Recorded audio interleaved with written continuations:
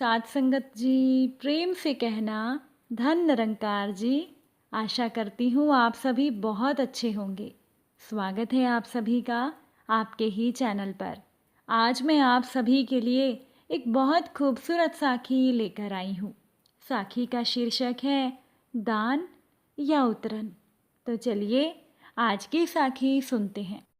साथ संगत जी, राधिका के बेटे की नई नई शादी हुई थी। बेटे के शादी की खुशी में राधिका के यहाँ काम करने वाली नौकरानी कमला देवी ने अपनी मालकिन को उपहार में एक साड़ी दी। जब राधिका ने कमला से मिलने वाली साड़ी को खोलकर देखा तो राधिका ने अजीब सा मुंह बना लिया, जिसे देखकर कमला ने कहा, मालकिन, क्या आपको ये साड़ी अच्छी नहीं लगी? ये साड़ी आपके घर पर खाना बनाने वाली रमा ने मुझे मेरे बेटे की शादी में मेरी बहू को मुंह दिखाई के मौके पर दी थी। ये साड़ी रमा ने मेरी बहू को देते हुए कहा था कि ये साड़ी मुझे उपहार में मिली थी। ये बहुत ही अच्छी और महंगी साड़ी है। तो मैंने सोचा, इतनी महंगी साड़ी पहनकर मैं क्या करूँगी? इसीलिए मैंने सोचा, कमला, क्यों ना तुम्हारी बहू को मैं ये साड़ी मुंह दिखाई में दे दूँ। ये साड़ी तुम्हारी बहू पर अच्छी भी लगेगी।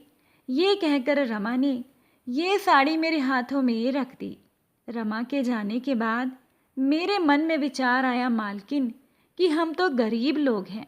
हम लोग तो सस्ती साड़ी पहनकर भी खुश हो जाते हैं, और मेरी बहू भी बहुत ज़्यादा महंगी साड़ी पसंद नहीं करती। और आप लोग, हम नौकरों को कुछ ना कुछ दान में देते ही रहते हैं। इसीलिए मैंने सोचा, क्यों ना आपको आपके बेटे की विवाह की खुशी में ये साड़ी मैं उपहार में दूं। जब मैंने ये बात मेरे बेटे और बहू को बताई तो वो दोनों खुश होकर कहने लगे कि माँ, आपने बहुत अच्छा सोचा। हमारी मालकिन हमें हमेशा कुछ ना कुछ देती ही रहती है। इस बार आप भी उन्हें ये साड़ी उपहार के रूप में दे दो। इसीलिए मालकिन, मैं ये साड़ी आपके लिए लेकर आई थी। ये साड़ी आपको कैसी लगी? जब कमला ने पूछा तो राधिका मीठी मुस्कान के साथ कहने लगी कि कमला, ये साड़ी बहुत अच्छी है। ये सुनकर कमला देवी खुश होकर बोली, मालकिन, मैं अभी जाती हूँ, मुझे बहुत से घरों में काम करना है। ये कहकर कमला देवी राधिका के घर से चली गई। राधिका की बेटी दिशा भी वहीं पर थी। जब दिशा ने कमला की दी हुई साड़ी को खोलकर देखा तो दिशा ने बड़ी ही हैरानी से अपनी माँ को कहा कि माँ, ये तो वही साड़ी है जो आपने पिछली दिवाली पर लक्ष्मी पूजन के समय पहनी थी। तो क्या आपने रमा आंटी को अपनी पहनी हुई साड़ी दान में दे दी? ये सुनकर राधिका ने कहा, दिशा, मैंने ये साड़ी पहनी तो थी, लेकिन मुझे ये साड़ी पसंद नहीं आई थी, क्योंकि जब मैंने ये साड़ी पहनी तब तुमने और तुम्हारे पिता ने मुझसे कहा कि ये साड़ी तुम पर अच्छी नहीं लग रही।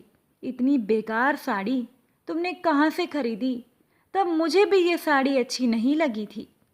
राधिका ने अपनी बेटी दिशा से कहा, मैंने ये साड़ी दिवाली के मौके पर पहनने के लिए बाज़ार से खरीदी थी, और उस समय बाज़ार में दिवाली के मौके पर साड़ियों में छूट मिली हुई थी। उस वक्त मुझे ये साड़ी बहुत पसंद आई थी, इसीलिए मैंने अपने पहनने के लिए ये साड़ी खरीद ली। लेकिन जब मैंने ये साड़ी तैयार करवा कर पहनी तो ये साड़ी ना तो तुम्हें पसंद आई थी और ना ही तुम्हारे पिता को, और तब मेरे मन से भी ये साड़ी उतर गई थी।